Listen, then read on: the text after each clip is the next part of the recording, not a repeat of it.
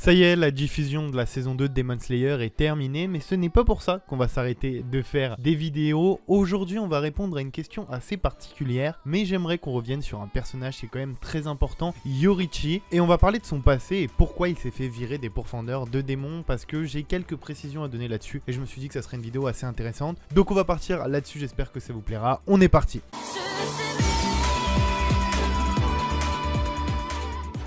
Je vais pas reprendre l'histoire de Yoruichi, si vous voulez, sur ma chaîne YouTube, j'ai déjà fait des vidéos sur le sujet, on va revenir globalement sur son passé. Vous le savez, il était un pourfendeur de démons légendaire de l'armée des pourfendeurs de démons pendant l'ère Sengoku. Il est donc le frère jumeau de Michikatsu Tsukikuni, qui deviendra plus tard un démon et qui rejoindra les 12 lunes démoniaques comme vous avez pu le voir. Et c'est lui d'ailleurs qui occupera la première place des lunes supérieures. Dans le passé, Yoruichi décida de devenir un pourfendeur de démons, aidé par sa marque du coup de pourfendeur et son talent inné pour l'épée. Yoruichi s'est avéré être un tueur de démons incroyablement puissant. Aidé par sa technique de souffle qu'il avait lui-même inventée, plus tard nommée souffle du soleil, et voulant aider les autres, Yoruichi essaya d'enseigner aux autres pourfendeurs de démons le souffle du soleil. Cependant, personne ne pouvait correspondre exactement à la forme qu'utilisait Yoruichi. Mais cet énorme crack, qu'est-ce qu'il a fait? Il a modifié les techniques de souffle en fonction des forces de chacun, leur permettant d'acquérir une augmentation similaire de puissance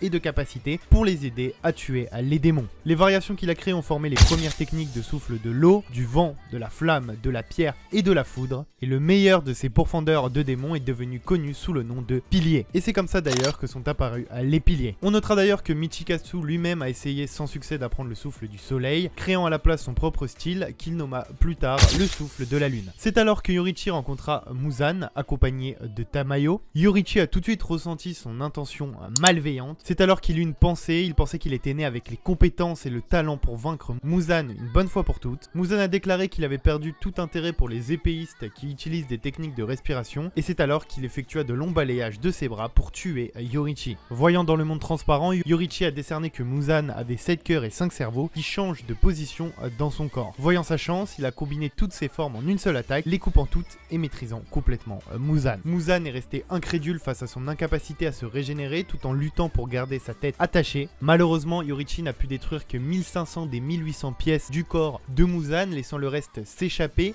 Malgré l'échec de Yoruichi à le tuer, Muzan n'a jamais oublié la rencontre et est resté craintif envers Yoruichi pour le reste de sa vie. Par la suite, plusieurs pourfendeurs de démons sont venus rapporter à Yoruichi que son frère avait trahi l'organisation et était devenu un démon. Donc Yoruichi a voulu assumer la responsabilité de la trahison de Michikatsu et aussi de son incapacité à tuer Muzan et d'avoir laissé Tamayo s'échapper. Et donc après ça, les pourfendeurs de démons ont exigé qu'il se suicide en guise de pénitence, mais le nouvel Oyakata l'a empêché de le faire, lui permettant de partir. Ce qui m'a toujours intrigué dans cette histoire, c'est que malgré le fait qu'il ait laissé partir Tamayo, qu'il n'ait pas réussi à tuer Muzan, Yoruichi c'est quand même le seul mec qui leur a tout appris. Il est tellement puissant qu'il a réussi à créer un souffle, il est tellement puissant que tous les autres n'arrivent même pas à utiliser son souffle, et le génie a quand même réussi à leur créer des dérivés pour ces bouffons parce qu'ils sont pas assez forts pour utiliser son souffle. Il a dit: vous inquiétez pas, je vais me buff, comme ça vous pouvez utiliser des souffles un peu moins forts mais qui quand même vous aideront de fou. Il a réussi à mettre Muzan dans un état pas possible, il a mis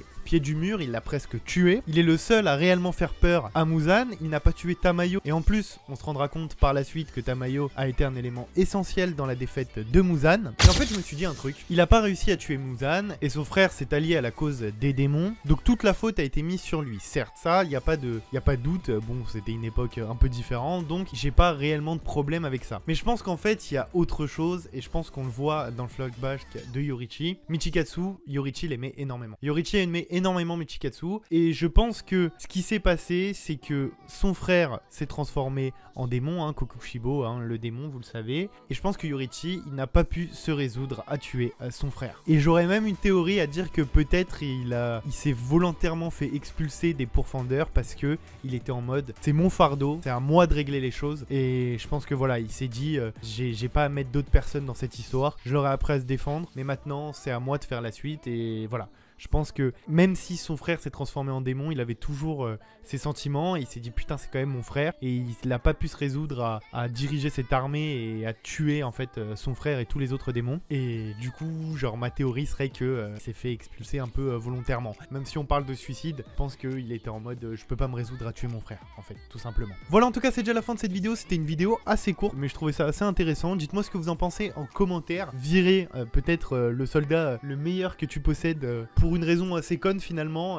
J'avais trouvé ça assez illogique, mais je me suis dit que ça serait intéressant d'en faire une petite vidéo. Surtout que Demon Slayer, enfin franchement j'avais kiffé le manga et j'ai toujours envie de vous faire des petites vidéos sur le sujet. Voilà, n'hésitez pas à me dire ce que vous en pensez, si c'était une bonne idée ou pas, même si je pense que voilà, il y aura très peu de personnes qui me diront que c'était une bonne idée. N'hésitez pas à vous abonner, à liker, à partager cette vidéo. Merci d'être de plus en plus nombreux sur la chaîne YouTube, ça fait super plaisir. Moi je vous dis bientôt pour une nouvelle vidéo. C'était Thibaut, allez, ciao ciao.